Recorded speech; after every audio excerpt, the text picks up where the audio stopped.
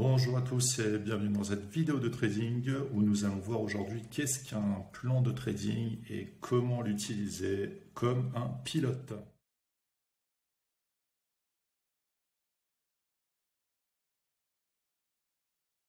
Le plan de trading, ça va être notre routine de travail. Une routine dans laquelle on va devoir respecter tout un tas de passages obligés, un peu comme un pilote qui, avant d'aller à son avion, va déposer son blanc de vol, va vérifier la météo, va ensuite aller à son avion, faire le tour de l'avion, donc son matériel, et une fois que tout est OK, il va aller à l'intérieur, vérifier ses instruments, revérifier son avion de l'intérieur et débuter son voyage. Par exemple, on va pouvoir débuter dans notre plan de trading l'analyse de notre journal de trading qui va nous dire aujourd'hui nous sommes mardi par exemple, et le mardi quelles sont mes statistiques par exemple sur mes statistiques de gain, de réussite et d'échec sur le DAX par exemple le matin, et l'après-midi sur des marchés américains, Dow Jones ou Nasdaq. À partir de là, on va très naturellement en déduire que si mes stats sont bonnes sur le DAX le matin et pas l'après-midi, on va faire du DAX le matin. Si l'après-midi, en première partie d'après-midi par exemple, je suis pas bon sur le Nasdaq, mais en deuxième partie de session américaine, donc à partir de 19h, 20h, mes statistiques explosent et je suis très bon, on va caler notre plan de vol, notre plan de trading en fonction de ça et définir des tranches horaires pendant lesquelles on va vraiment travailler d'une manière optimum, et ça grâce à nos propres statistiques.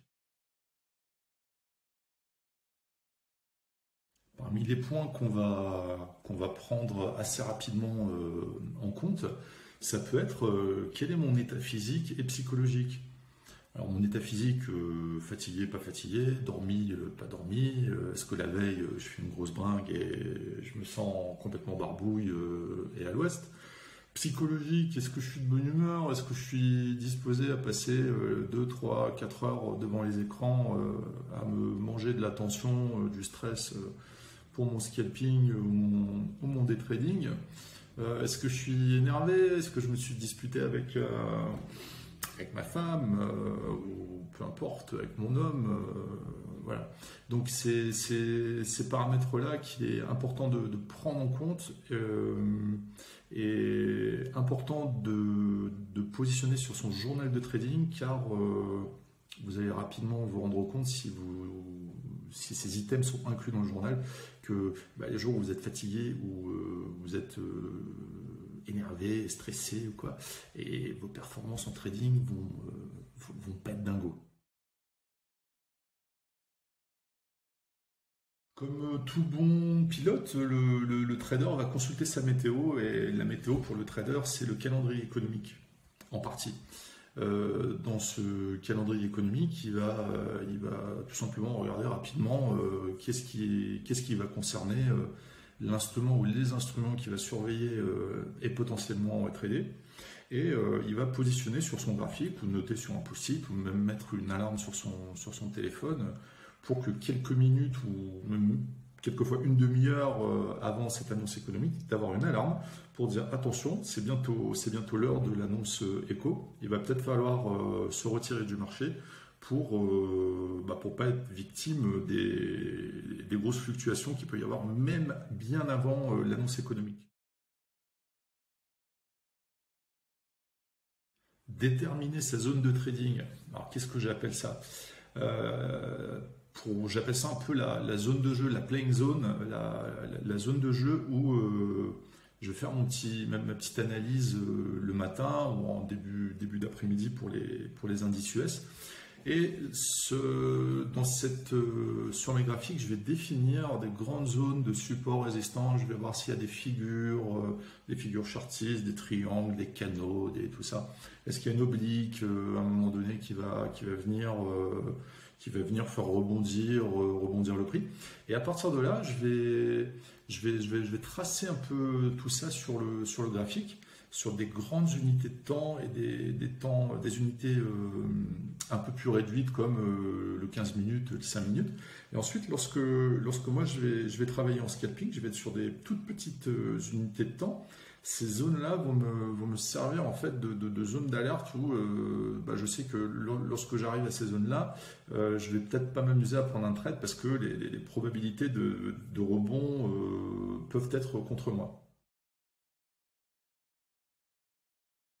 Voilà, donc là on est au stade où on va embarquer à bord de la machine. Donc on rentre dans le cockpit de trading et on va vérifier notre matériel informatique. Donc le matériel informatique, on va voir est-ce que notre ordi, au moment où on va peut-être trader, est-ce qu'il va pas partir à faire une grosse mise à jour de Windows ou est-ce qu'il n'y a pas une fenêtre de notification de mise à jour pour un antivirus qui va se mettre ça m'est arrivé il y a pas mal de temps, qui va venir masquer la fenêtre de scalping, qui va faire qu'on va pas pouvoir prendre un trade à ce moment-là. En fait, c'est tous ces petits trucs-là qui vont être très importants.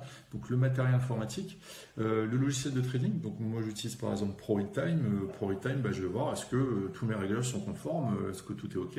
C'est pour ça que la veille, lors de la dernière session, c'est important de bien enregistrer son travail et que tous les graphiques, tous les réglages, notamment pour le Stream Deck, que tous les réglages soient bons. Le site du broker, parce que si jamais votre logiciel de trading a un problème technique, il va falloir rapidement sortir du trade via l'interface du courtier. Nous allons vérifier notre connexion Internet. On a beau avoir du bon matériel informatique, on a beau avoir de l'électricité, si notre connexion elle pète, la fibre en l'occurrence, si la connexion lâche, c'est un problème. Donc ce que je fais, c'est que je double un peu, on va dire, la connexion avec le téléphone qui est toujours en partage de connexion et sur le site du courtier. Ce qui veut dire que si jamais le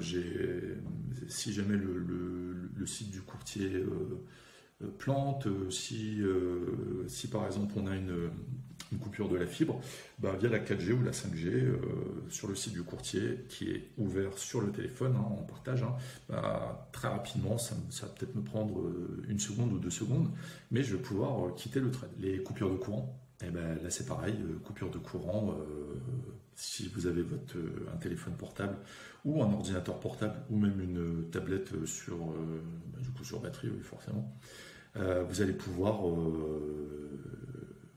quitter tous vos trades, solder toutes les positions ou la position que vous avez pris jusqu'au retour à la normale. Le plan de trading va inclure le money management, évidemment. Dans ce money management, on va voir quelle va être la perte max journalière. Est-ce qu'on va utiliser du levier ou non? Par exemple, grâce à notre analyse de début de journée, on va peut-être se dire, tiens, si le prix arrive sur cette zone particulière, on a une très grande probabilité pour qu'il y ait une réaction dans ce sens ou dans l'autre. Donc là, peut-être qu'on va s'autoriser à monter un petit peu en levier pour aller chercher un peu plus de dans le money management. On va avoir le ratio qu'on va faire en sorte de respecter. On ne va pas rentrer dans les détails du ratio, mais je ferai une vidéo bien spécifique sur le ratio pour comprendre, parce qu'en fait c'est super simple, mais si c'est mal expliqué ou bâclé, ça ne sert à rien. Donc pour notre ratio, on va privilégier un ratio de 2, c'est-à-dire que à chaque fois que je place un trade où j'ai un stop loss qui me fait risquer par exemple 1 euro, le gain que je vais aller chercher va être de 2 euros à chaque fois. Parce que si à chaque fois que je perds 1 euro, le trade d'après, j'en gagne 2. Donc on est dans un taux de réussite de 50%, donc une chance sur 2, ce qui n'est pas très bon en trading. Mais si on respecte ce fameux ratio de 2, eh bien on est rentable. Dans notre plan de trading, on peut définir en début de journée, par exemple, si on attend ou pas de la volatilité, on peut se dire, tiens, aujourd'hui, je vais privilégier peut-être telle technique de trading. ou telle technique. Voilà. Pas mal de traders ont plusieurs setups différents. Moi, j'utilise pas énormément de setups différents. J'aime bien en avoir allez, un ou deux, mais que je vais vraiment travailler très fort en précision et aller chercher des très gros taux de réussite.